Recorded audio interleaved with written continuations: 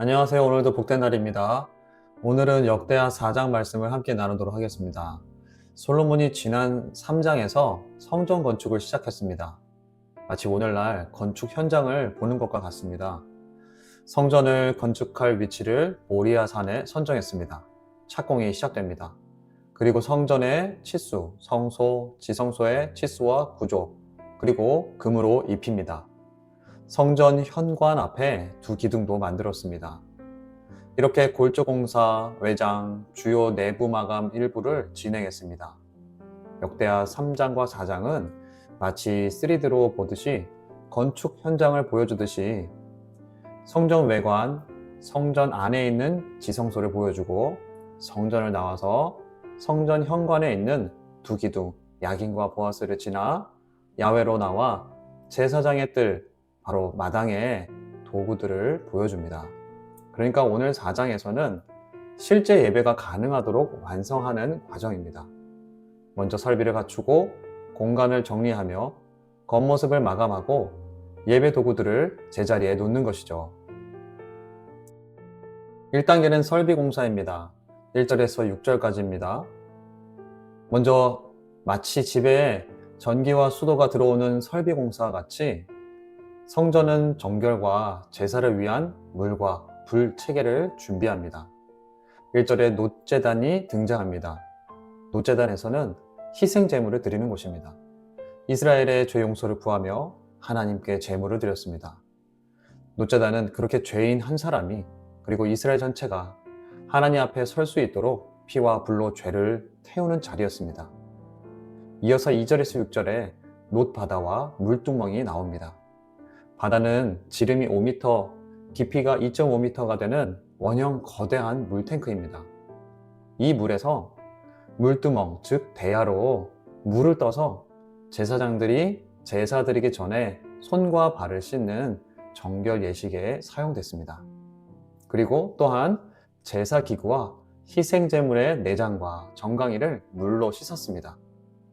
바다와 물두멍은 정결의 상징을 말하는 것입니다. 2단계는 집기 배치입니다. 마치 가정에서 가구와 가전을 들여놓듯이 성전은 예배의 집기들을 준비합니다. 7절과 8절 그리고 19절에서부터 22절에 기록되어 있습니다. 7절과 8절에는 몇 개를 만들었는지 그리고 19절에서 22절은 어떻게 쓰이는지를 기록했습니다. 7절과 8절에 금 등잔대와 진설병 상입니다. 금 등잔대는 10개였습니다. 금 등잔대의 역할은 어둠을 밝히는 빛이었습니다. 하나님의 임재의 빛을 상징하는 것입니다. 진설병 상도 10개였습니다. 진설병 상은 하나님이 자기 백성을 날마다 먹이고 기억하신다는 언약의 표징이었습니다. 그리고 금 대접 100개가 있었습니다. 제사의 모든 과정이 작은 그릇 하나까지도 금으로 구별되었습니다. 19절에서 22절에도 성전 예배 집기들이 있습니다. 금 분향단은 성도들의 기도가 하나님께 올라감을 상징했습니다. 그래서 이 모든 기구들은 하나님께서 내가 너희와 함께 하겠다, 너희를 기억하겠다, 너희를 먹이겠다, 그리고 너희의 삶 전체가 거룩하기를 원한다는 언약의 표징이었습니다. 이어지는 3단계는 마당을 정비하는 것입니다. 마치 집에서 마당과 출입문을 정비하듯이 성전에서 이동하는 동선과 경계를 정합니다. 9절에 제사장의 뜰과 큰 뜰, 그리고 문짝이 나옵니다. 이 뜰이라는 것은 마당을 말합니다.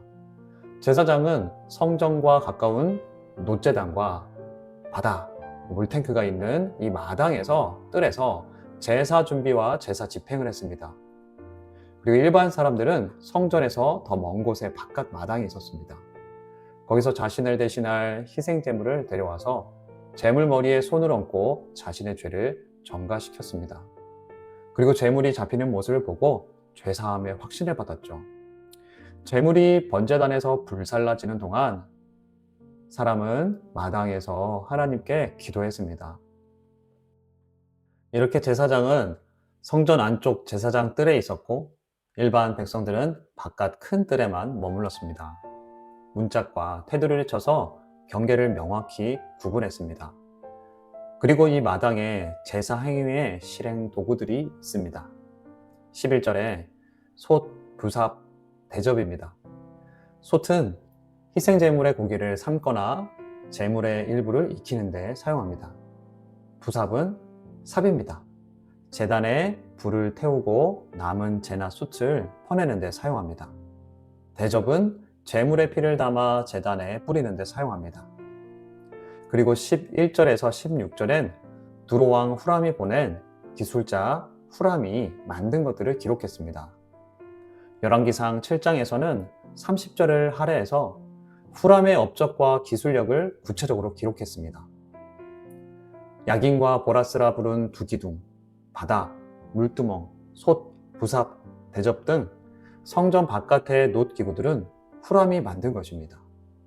1절에서 10절에도 언급된 놋기구들이 다 후람이 만든 것이죠. 열왕기와 다르게 역대기는 11절에 이르러서 후람이 만들었다, 이렇게 정리하고 있습니다. 이유는 역대기 2장에서 기술자 후람은 하나님의 섭리 안에 보내진 자로 그립니다. 역대기는 성전 중심 신앙의 회복과 하나님의 섭리와 은혜에 초점이 맞춰져 있음을 말씀하고 있는 것입니다. 그리고 이어지는 17절에서 18절엔 이 모든 놋으로 된 기구들을 요단 평지의 수꽃과 스레다 사이에서 제작한 일을 기록합니다. 놋을 제작하는 과정에는 흙과 물이 많이 필요했기 때문입니다. 그리고 이제 마지막 단계로 솔로몬이 대미의 장식을 하게 됩니다. 18절 말씀엔 이와 같이 솔로몬이 이 모든 기구를 매우 많이 만들었으므로, 이 말은 단순히 기구를 만들었다는 의미가 아닙니다. 이제 하나님께 나아가는 예배의 모든 준비가 완전하게 갖춰졌다, 이런 말씀입니다. 이 말씀이 포로귀한 다음 세대에게 주는 메시지는 무엇일까요? 너희가 하나님께 다시 예배할 수 있다, 이런 소망의 메시지입니다. 바벨론의 속국으로 지내며 정치적인 독립이나 경제 회복을 꿈꾸지만 이들에게 가장 중요한 것은 하나님께 드릴 예배의 회복이다 말씀해 주시는 겁니다. 18절 말씀에 솔로몬이 이 모든 기구를 매우 많이 만들었으므로 그 놋 무게를 능히 측량할 수 없었더라. 하나님은 성전 건축에 셀 수 없는 것들을 부어주셨습니다. 이제 하나님을 예배할 모든 것이 준비된 이때 하나님을 예배하는 자들에게 셀 수 없는 것을 부어주실 것을 약속으로 말씀해 주시는 것입니다.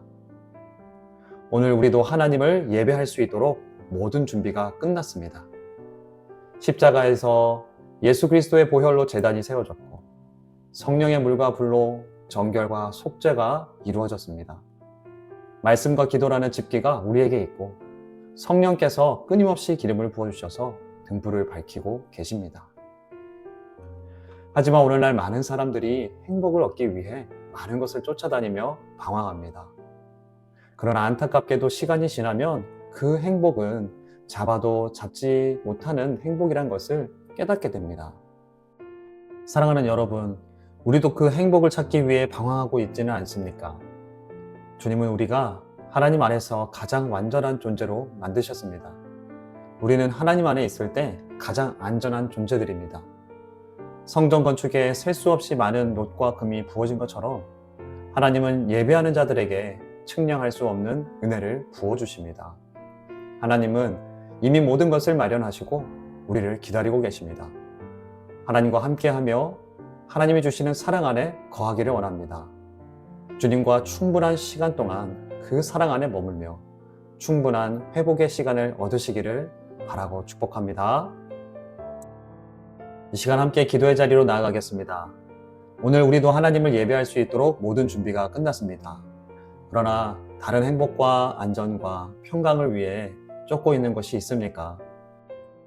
하나님은 예배하는 자들에게 측량할 수 없는 은혜를 부어주십니다. 주님과 충분한 시간 동안 그 사랑 안에 머물며 충분한 회복의 시간을 위해 기도하기를 원합니다. 함께 이 시간에 기도의 자리로 나아가겠습니다.